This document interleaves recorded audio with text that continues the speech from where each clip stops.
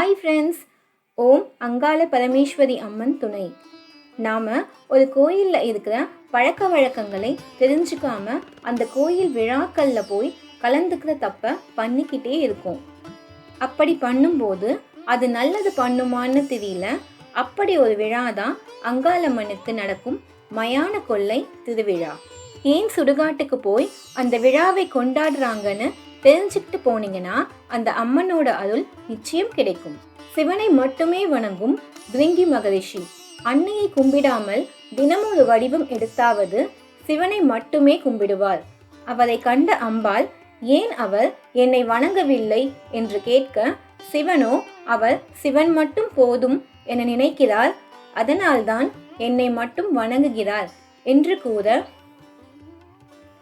அதை கேட்டு மிகுந்த கோபமடைந்த அன்னை, சிவன் மட்டும் போதும் என்று அவர் நினைக்கிறாரா அல்லது நீங்கள் நினைக்கிறீர்களா என்று கேட்க, இல்லை, அது அவரின் விருப்பம் என கூற, அதற்கு அன்னை சிவன் மட்டும் போதும் என்றால் அவர் உடம்பிலுள்ள சக்தியை நீக்கி விடுகிறேன் என்று மறுநாள் பிரிங்கி மகரிஷி சிவனை வணங்கியவுடன் அவர் உடலில் உள்ள சக்தியை பிரித்துவிட்டாள். பின் அவரால் நடக்க முடியாமல் கஷ்டப்பட தன் பக்தனின் கஷ்டத்தை பார்த்து அவர் நடக்க உதவியாக பிரம்ம தந்தத்தை கொடுத்து நீ எப்போதும் போல வணங்குவாயாக என்று கூறினார். இதனை கண்ட அன்னை, எனக்கு மரியாதை இல்லாத இடத்தில் இனி நான் இருக்க மாட்டேன் என கூறி கைலாயம் விட்டு வெளியேறினார்.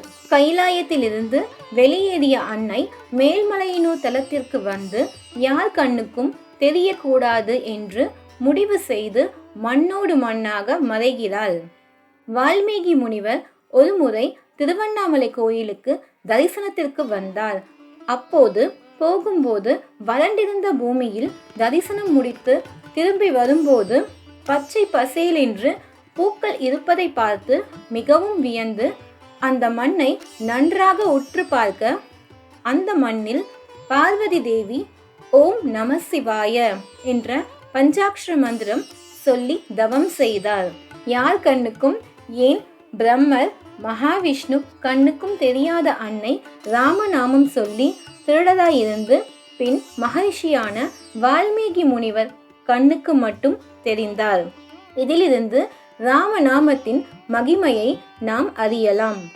அன்னையை கண்ட மகரிஷி அவரை வணங்கி, தாங்கள் ஏன் ஈசனை பிரிந்து இங்கு இருக்கிறீர்கள் என்று கேட்க, அன்னை அந்த காரணத்தை கூறினாள். மகரிஷி, தாங்கள் கேதார கௌரி விரதம் இருந்தால் ஈசனின் தேகத்தில் சதிபாதியை பெறலாம் என்றும் பூஜை செய்யும் முறையையும் கூறினார். அன்னையும் அந்த விரதத்தை மிகுந்த பயபக்தியுடன் செய்தார். சிவபெருமான் ஒருமுறை கைலாயம் வந்தபோது அவருடைய இருக்கையில் பிரம்மதேவர் அமர்ந்திருப்பதை பார்த்து, நீங்கள் என் இருக்கையில் இருந்து எழுந்து உங்கள் இடத்திற்கு செல்லுங்கள் என்று கூற, அவரோ உங்களுக்கும் 5 தலை, எனக்கும் 5 தலை, நான் இங்குதான் அமர்வேன் என்று சொல்ல, சிவன் கால பைரவரை அழைக்கிறார்.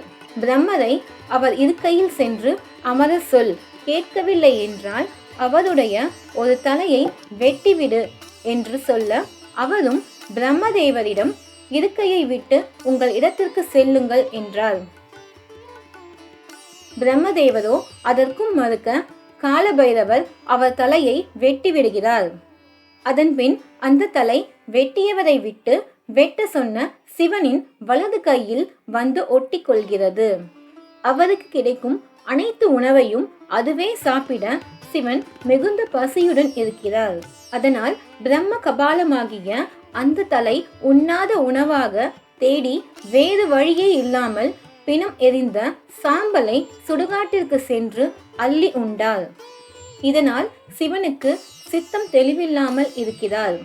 இதை கண்ட பிரம்மாவும் விஷ்ணுவும் திகைத்தனர். அன்னையும் ஈசனும் சேர்ந்தால்தான் இந்த பிரச்சனை தீரும் என்று அன்னையை தேடி பூலோகம் வந்தனர். அங்கே வால்மீகி அன்னையை பார்த்ததை கூற, உடனே அங்கு சென்று விஷ்ணு தேவியை பார்த்து வணங்கி, வா, நாம் சென்று ஈசனை காணலாம் என்று அன்னையை கூப்பிட்டு, பின் நீ இந்த பூமியில் உள்ள அனைத்து தானியத்தையும் சுண்டலாக செய்து அனைத்து காய்கறி பழத்தையும் எடுத்து வா என்று கூற அதனை சேகரிக்க இரவு மணி 12 ஆகிவிட்டது. பார்வதி எவ்வளவோ கேட்டும் மகாவிஷ்ணு ஈசனின் நிலை குறித்து கூறவில்லை. சுடுகாட்டில் சிவபெருமான் சாம்பலை அள்ளி தின்றதை பார்த்த அன்னை மிகவும் வருத்தப்பட அப்போதுதான் நாராயணர் நடந்ததை பார்வதி அன்னையிடம் கூறினார். அவர் அனைத்து உணவையும் 3 உருண்டைகளாக பிரிக்க சொன்னார். முதல் 2 உணவை கபாலத்திடம் கொடுக்க சொல்லி 3வது உருண்டையை மட்டும் மேலே வாரி இறைக்க சொன்னார். முதல் 2 உருண்டையை உண்ட பிரம்ம கபாலம் 3வது உணவை உண்ண சிவனின் கையை விட்டு கீழே விலகி சென்றது. அப்போது பெருமாள் அன்னையிடம் அந்த கபாலத்தை கொல்ல சொல்லி சூலாயுதம் தருகிறார். மிகவும் பயந்த கபாலம் 2 முறை உணவளித்த அன்னையாகிய நீங்கள் என் உயிரை எடுக்கலாமா என்று கேட்க, அன்னையோ நீ ஈசனின் கையை விட்டால் நான் உன்னை கொல்ல மாட்டேன் என்று சொன்னாள். அதற்கு பிரம்ம கபாலம் பல ஆயிரம் பிரம்ம கபாலமாக மாறி இப்போது முடிந்தால் என்னை கொல்லுங்கள் என்று சொன்னது. அன்னையோ வக்ரகாளியை வரவைத்து ஒரு ஊசி நூலை கொடுத்து அனைத்து கபாலத்தையும் கோர்த்து மாலையாக கழுத்தில் போட்டு கொள்ள சொன்னாள். பின் ஒரு பிரம்ம கபாலம் மட்டும் உணவு உண்டு கொண்டிருக்க அன்னையிடம், எனக்கு நீங்கள் இப்படி வருடம் ஒரு முறை மட்டும் உணவளித்தால் நான் ஈசனின் கையை தொடமாட்டேன் என்று கூற அன்னையும் ஒப்புக்கொண்டாள். சிவனுக்கு சித்தம் தெளிந்து என்ன நடந்தது என்று கேட்க, பின் அன்னையிடம் உனக்கு என்ன வரம் வேண்டும் என்று கேட்கிறார். உங்கள் உடலில் சரிபாதியை தந்து என்றும் உங்களை பிரியாமல் இருக்க வேண்டும் என்று கேட்க ஈசனும் அப்படியே வரம் தந்தார். இந்த அற்புதமான நிகழ்வு நடந்த இடமே மேல்மலையனூர் ஆகும். இந்த மேல்மலையனூரில் வருடம் ஒரு முறை எனக்கு உணவு அளிக்காவிட்டால் மீண்டும் நான் சிவனின் கையை பிடித்து கொள்வேன் என்று சொன்ன கபாலத்திற்காக தான் அன்னையின் அருளோடு ஒவ்வொரு வருடமும் இந்த மயான கொள்ளை நடக்கிறது. நன்றி.